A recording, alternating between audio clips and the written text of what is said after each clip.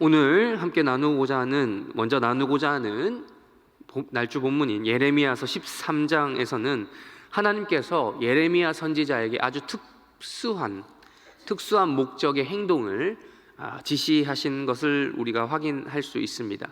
우리 1절과 2절을 읽겠습니다. 13장 1절과 2절 읽어보겠습니다. 시작. 여호와께서 이와 같이 내게 이르시되 너는 가서 뱃띠를 사서 내 허리에 띠고 물에 적시지 말라 하시기로 내가 여호와의 말씀대로 띠를 사서 내 허리에 띠니라. 아멘. 하나님께서 예레미야에게 어떤 특수한 행동을 시키셨는데요, 그것은 뱃띠를 사서 허리에 띠고 물에 적시지 말라라고 하는 내용의 명령이었습니다. 배로 이때 당시는 아주 옛날에는 우리로 할 것 같으면 삼배로 만든 허리띠를, 지금 우리가 가죽을 쓰잖아요. 가죽 허리띠나 여러 가지 요즘에는 또 다른 종류의 많은 허리띠가 있지만 이 허리띠가 있는데, 이때 당시는 그때는 가죽이나 이런 것들이 귀했는지 몰라도 일반적으로 삼배로 만든, 영어로 하면 린넨이죠. 린넨. 요즘에 여름에 린넨 소재의 옷을 많이 입으시죠, 시원하게. 린넨으로 만든 띠를 하는 경우가 일반이었던 것 같습니다. 그 배띠를 새로 한번 사서, 배로 만든 띠를 사서 허리에 띠라라고 말씀을 하셨습니다. 그리고 또 한 가지 더 이야기를 하시기를 물에 적시지 말라라고 하셨어요. 습기를 접하지 말라라고 하셨어요. 여러분들 요즘 시즌 딱 그렇죠. 요즘이 장마 기간이죠. 장마 기간에 주의해야 될 것들이 뭐가 있습니까? 곰팡이. 습기가 많이 먹게 되면 그걸 그대로 음식물이나 심지어 옷감까지도 쉽게 곰팡이가 쓰는 것을 우리가 경험할 수 있습니다. 요즘 같은 날에 빨래 같은 거 오랫동안 안 하고 물을 땀이나 이런 것들을 머금은 상태에서 그대로 오랫동안 내버려두면 곰팡이가 생기는 것들을 여러분들 경험해 보셨으리라 생각합니다. 이런 것처럼 옷감에 뱃띠에 물에 적시지 말라라고 하신 것은 하나님께서 요것을 염두에 두고, 또 곰팡이가 쓴다는 것은 곧 옷감이 썩어간다라는 것이니까요. 그것을 염두에 두고 일단은 그렇게 하지 말라라고 명령을 내리신 것이죠. 근데 여기서 한 가지 더 추가적으로 우리가 확인해야 될 것은, 지금 예레미야가 허리에 차게 될 허리띠의 특징입니다. 예레미야라는 사람의 우리는 신분을 생각해 볼 필요가 있습니다. 예레미야는 어떤 사람이었습니까? 1장에 보면 나오죠. 우리가 굳이 찾지는 않겠습니다만 예레미야는 제사장입니다. 제사장의 허리띠, 여러분 우리 구약 성경 레위기에 좀 자세히 많이 나오는데요, 제사장의 의복은 정말로 중요한 기능과 역할을 합니다. 이스라엘 백성들의 죄를 사함하는 그런 기능을 담당할 아주 특수한 목적으로 사람이 세워졌는데, 그 사람이 제사장이고 제사장의 의복 또한 거룩하다라고 레위기에 보면 많이 적혀져 있죠. 그 중에서도 허리띠 또한 아주 중요한 이 옷 부분 중에 하나라고 제시가 되고 있습니다. 지금 이 예레미야가 그냥 단순히 우리와 똑같은 허리띠, 우리가 차고 있는 그 허리띠만을 이야기하는 것이 아니라 아주 특별하게 제작된 제사장이 입게 될 옷의 허리띠라고 생각을 해야 이 본문이 우리가 무엇을 의미하는지 조금 더 가까이 갈 수 있습니다. 그래서 그 허리띠를 사서 허리에 띠라, 그리고 물에 적시지 말라라고 하나님께서 지금 명령을 주신 겁니다. 그래서 예레미야는 그 말씀대로 지금 순종을 해서 그대로 했다고 합니다. 자, 이어서 우리 4절과 5절도 이어서 한번 읽어보겠습니다. 4절과 5절 읽겠습니다. 시작. 너는 사서 허리에 띈 띠를 가지고 일어나 거기서 그것을 바위 틈에 감추라 하시기로 내가 여호와께서 내게 명령하신 대로 가서 그것을 유브라데 물가에 감추니라. 근데 하나님께서 일단은 물에 적시지 말라라고 하신 다음에 다음 명령을 또 내리시죠. 그것은 허리에 띈 띠, 그것을 가지고 유브라데로 가라. 여러분, 유브라데 하면은 이제 우리가 역사책에서 많이 볼 수 있는 유프라테스 강을 이야기합니다. 유브라데, 성경에도 많이 나오죠. 유브라데 강이라고 하는 것에 대해서. 근데 여기서 우리가 한 가지 이제 또 여기서 짚고 넘어가야 될 것이, 유브라데 강과 예레미야가 원래, 아직까지 예레미야가 살던 시절은 이 유다 왕국이 망하지 않았을 때입니다. 유다 왕국이 이제 거의 끝을 향해서 가고 있지만 아직 망하지 않았을 때인데, 이 유다 왕국의 멸망을 향해서 가고는 있지만 아직 망하지 않았을 때였기 때문에 이 예레미야가 살고 있던 지역에서 이 유브라데 강까지의 거리가 상당히 떨어져 있었다는 사실입니다. 그래서 찾아보니까 500마일, 그러니까 마일로 계산하는, 미국 사람들이 했나 봐요. 미국 사람들이 주로 마일 단위를 많이 쓰죠. 거리 단위를 잴 때 500마일이라고 하는 거리를 왕복했을 것이다. 편도로 250마일, 그러니까 왕복하면 500마일이죠. 제가 이거를 또 잘 몰라서 킬로미터로 환산해 보니, 왕복 800km, 편도로는 400km. 이게 거의 서울에서 부산까지의 거리가 400km 정도 된다고 해요. 400 몇 킬로, 대략이니까요. 그러니까 왕복이니까 서울에서 부산까지 왕복을 한 겁니다, 예레미야가. 하나님께서 말씀하셔서 유브라데로 가라라고 하신 그 말씀에 따라서 명령하신 말씀을 순종하기 위해서 이 허리띠 하나, 물론 이 제사장의 허리띠가 상당히 중요하고 거룩하고 구별되지만 이 거룩하고 중요한 이 의복의 한 부분을, 예레미야가 착용했던 그 허리띠를 유브라데 강까지 가서, 즉 서울에서 부산까지 가서, 혹은 부산에서 서울까지 가서 그것을 이 강가에 숨기는 것입니다. 바위 틈 사이로. 하나님께서 말씀하셨기 때문에 그것을 숨기었던 것이죠. 바위 틈에 감추라고 하셨기 때문에. 결과가 어떻게 됐겠습니까? 우리 7절도 읽어보겠습니다. 7절 시작. 내가 유브라데로 가서 그 감추었던 곳을 파고 가져오니 띡 썩어서 쓸 수 없게 되었더라. 아멘. 그 결과는 우리가 예상하는 그런 결과입니다. 이 장마철에 아주 그 습한 기운이 있으면 이제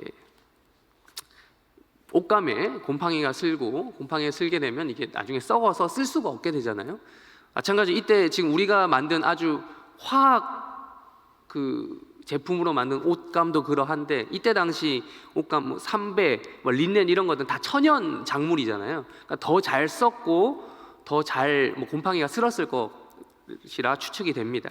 그래서 그렇게 쓸 수가 없을 정도로 썩었다라는 이야기가 지금 여기서 확인할 수 있습니다. 하나님께서는 왜 예레미야에게 이런 먼 거리를 오가게 하시면서 여러 시간을 통해서 예레미야 선지자에게 하시고 싶었던 말씀, 그리고 또 이 말씀을 통해서 기록하게 하심으로써 그때 당시 유다 백성들과 지금 이 말씀을 읽는 우리에게 이러한 것들을 남겨두셨을까요?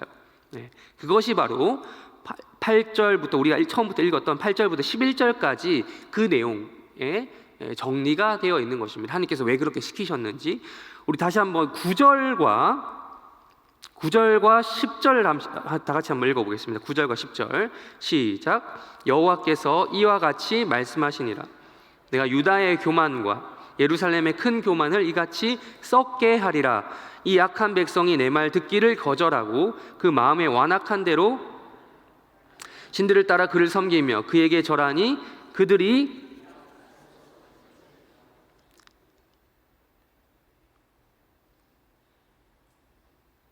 아멘. 그래서 이 하나님께서 이 말씀을 지금 주신 이유가 무엇인지 지금 설명을 다 해놓고 계시죠. 이미 썩을 대로 썩은 유다 백성들의 상황을 지금 이 제사장 의복의 허리띠를 통해서, 예레미야의 허리띠를 통해서, 썩은 허리띠를 통해서 보여주고 싶으셨던 겁니다. 원래 처음에 초기 상태는 어떠했습니까? 먼저 처음 썩은 것부터 보여주지 않고 처음에 괜찮았던 것부터 보여주시는 거죠. 그 이유가 그게 무엇을 이야기합니까? 괜찮았던 유다 백성들의 상태를 이야기해 주는 거예요. 원래는 하나님의 거룩한 백성으로서 구별된 이 유다 민족의 이 거룩한 그 상태, 원형 그대로의 모습을 하나님께서 먼저 제시해주고 계신 거고요. 그 다음에 이 습기, 특별히 어디에 습기입니까? 분명히 이스라엘의 그 유다 땅에도 그 요단강이라고 하는 강이 있잖아요. 꼭 유브라데 강까지 가야만 습기가 있었던 건 아니에요. 그 주변에 수많은 하천, 심지어 바닷가도 있으니까 바닷가에 가서도 했을 수도 있는데, 굳이 유브라데 강까지 간 이유가 무엇입니까? 유브라데 강에 어떤 나라가 있죠? 네. 지금 유다가 영향을 가장 많이 받고 있는 나라, 바로 바벨론입니다. 바벨론의 수많은 우상들을 이제 받아들였죠. 하나님께서 이 북이스라엘과 남유다를 멸망시킨 결정적인 이유가 무엇입니까? 자기들이 경계해야 하고 멀리해야 될 그 이방 민족 중에서도 가장 강한 이방 민족인 바벨론을, 심지어 그들의 신을 가까이 했다라는 것이죠.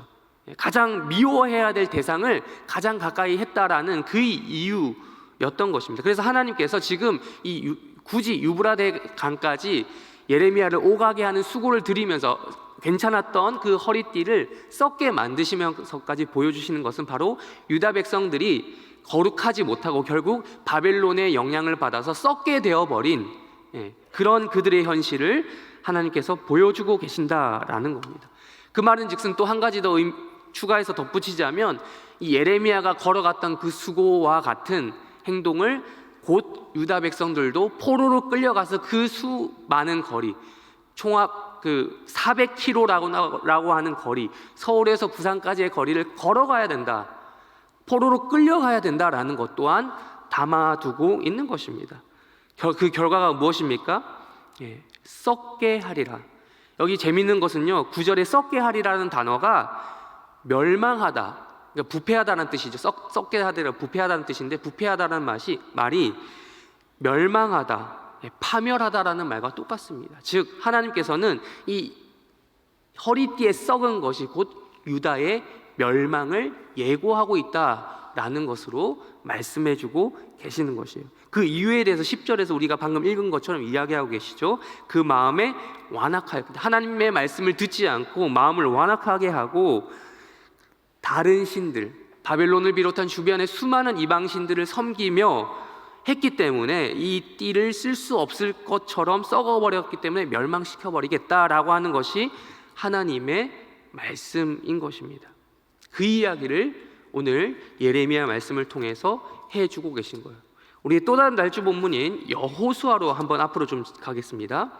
여호수아 24장 14절과 15절 말씀입니다. 여호수아 24장 14절과 15절, 다 같이 함께 읽겠습니다. 시작. 그러므로 이제는 여호와를 경외하며 온전함과 진실함으로 그를 섬기라. 너희의 조상들이 강 저쪽과 애굽에서 섬기던 신들을 치워버리고 여호와만 섬기라. 만일 여호와를 섬기는 것이 너희에게 좋지 않게 보이거든 너희 조상들이 강 저쪽에서 섬기던 신들이든지 또는 너희가 거주하는 땅에 있는 아모리 족속의 신들이든지 너희가 섬길 자를 오늘 택하라. 오직 나와 내 집은 여호와를 섬기겠노라 하니. 아멘. 이 말씀은 오늘 여호수아 마지막 부분입니다. 마지막 부분. 어제도 제가 잠깐 말씀드렸지만 이제 여호수아는 진짜 이 말을 마지막으로 역사의 무대에서 퇴장할 것입니다. 근데 끝까지 가면서 좀 좋은 말만 해주고 가면 자기가 갈 날을 알고 있었을 텐데, 충분히 알고 있는 사람인데 좋은 말만 해주면 참 좋겠죠. 그러나 여호수아 입장에서는 여호수아가 어제 선지자라고 말씀드렸죠. 앞날이 보였기 때문에 여호수아 입장에서는 결코 좋은 말만 해주고 갈 수가 없었어요.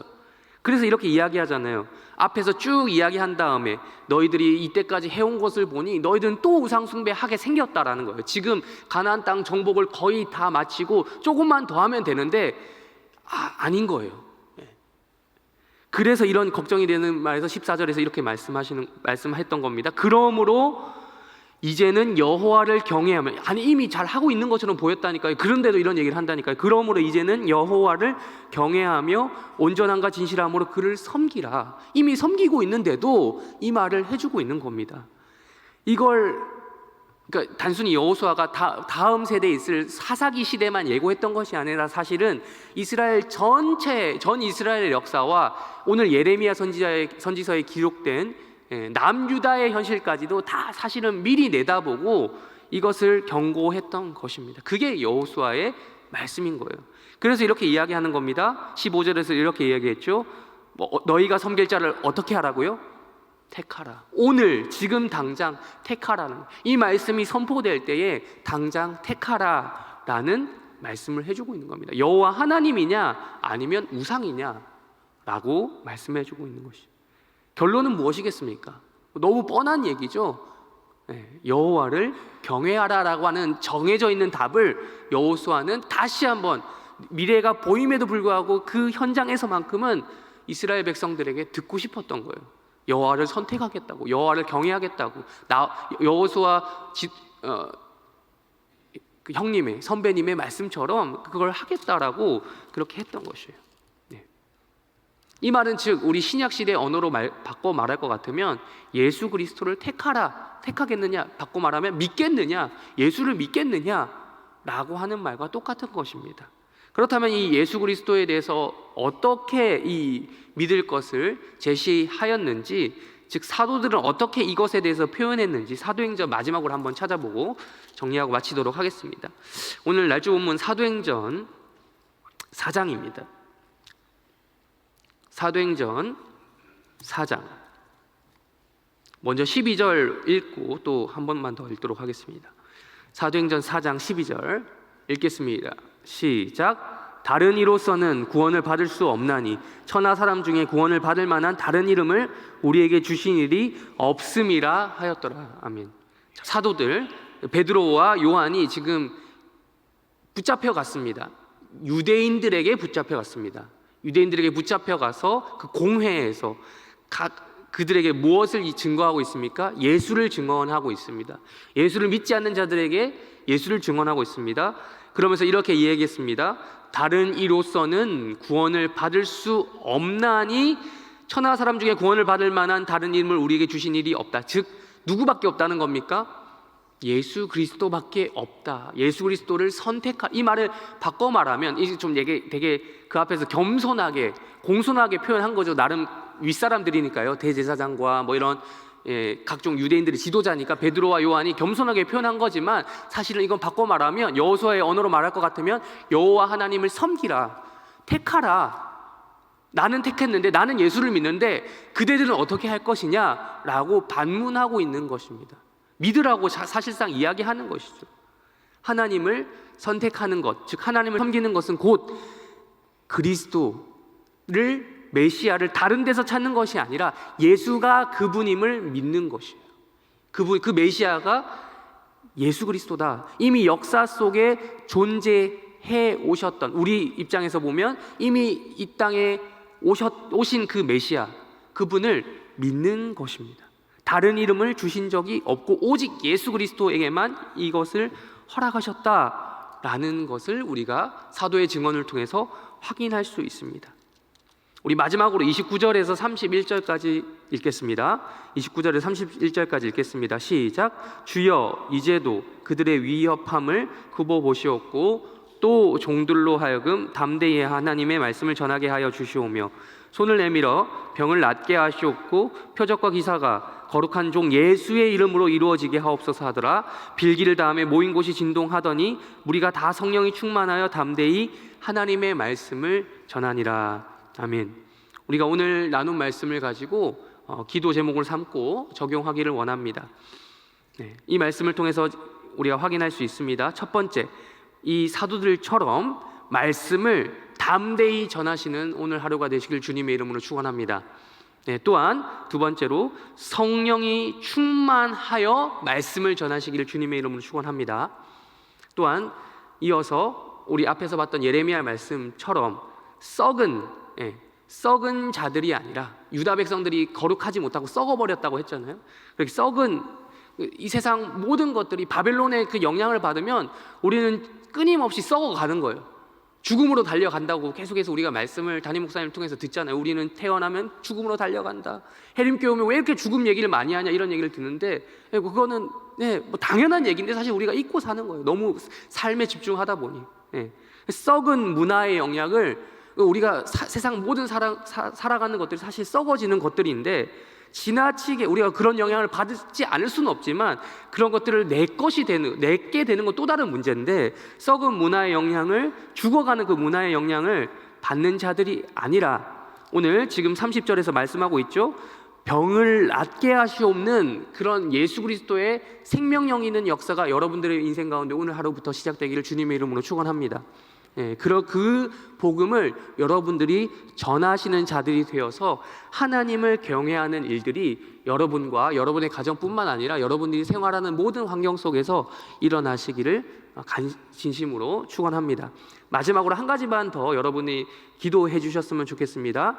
힐링 캠프가 이제 당장 다음 주부터 시작이 되는데 힐링 캠프로 이어지는 이 모든 순간이 성령 충만한 오늘 말씀에처럼 이 말씀이 선포되고 말씀과 관련된 가진 여러 가지 일들이 또 있을 때에 성령이 충만한 그런 행사 될 수 있도록 같이 함께 힘써서 기도해 주길 바라고 우리 설교를 마치고 각자 우리 또 주기도문으로 예배를 마치고 각자 개인 기도 제목 가지고 기도하시다가 때가 되면 돌아가시기 바랍니다. 기도하시겠습니다. 하늘에 계신 우리 아버지여, 이름이 거룩히 여김을 받으시오며 나라의 마옵시며 뜻이 하늘에서 이루어진 것 같이 땅에서도 이루어지이다. 오늘날 우리에게 일용할 양식을 주옵시고 우리가 우리에게 죄 지은 자를 사하여 준 것 같이 우리 죄를 사하여 주옵시고 우리를 시험에 들게 하지 마옵시고 다만 악에서 구하옵소서. 대개 나라와 권세와 영광이 아버지께 영원히 있사옵나이다.